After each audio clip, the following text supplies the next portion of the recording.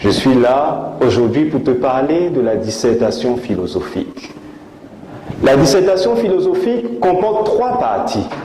La première, c'est l'introduction, la seconde, le développement, et la troisième, c'est la conclusion. La première partie, l'introduction, c'est le premier contact entre l'examinateur, le correcteur et l'élève que tu es. Donc cette partie doit être soignée, l'élève doit mettre suffisamment de soin pour réussir cette partie, pour donner déjà une bonne impression à l'examinateur ou au correcteur. Dans cette partie, il s'agit d'aborder le sujet qui est donné de 2 façons différentes. On peut aborder le sujet en faisant une introduction sur la base d'un constat général ou sur la base d'une analyse conceptuelle. L'analyse conceptuelle, c'est-à-dire tirer un concept du sujet et l'analyser, donner la définition, expliquer ce concept-là. Donc l'introduction se fait sur la base du constat général ou de l'analyse conceptuelle. Après l'introduction, nous avons le développement. Dans le développement, il s'agit de mener la réflexion sur le sujet qui est présenté. Mais à ce niveau, je veux te donner des clés pour rédiger efficacement le développement. Parce que la rédaction est importante, il faut arriver à te faire comprendre, il faut arriver à convaincre. Pour réussir la rédaction du développement, il faut que tu suives le plan suivant.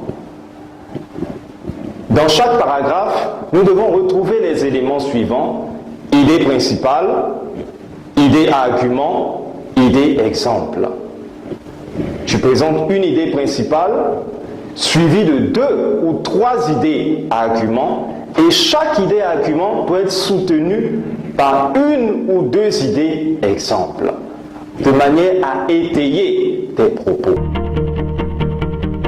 Succès assuré.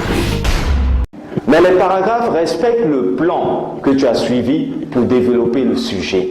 Et le plan répond à la façon dont le sujet est abordé. Si on regarde un sujet qui appelle une réponse nuancée, tu dois savoir que tu dois aborder le plan dialectique, c'est-à-dire thèse, antithèse, synthèse.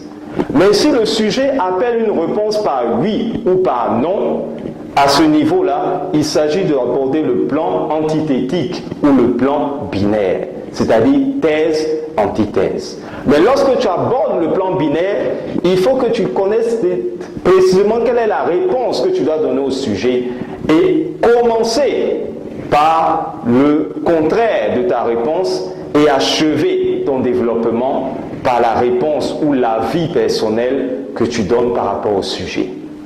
La conclusion, il s'agit de faire une synthèse, de faire un bilan de tout ce que tu as dit, et je suis sûr qu'avec les clés que tu viens de recevoir, tu deviendras un expert dans le domaine de la dissertation. Succès assuré.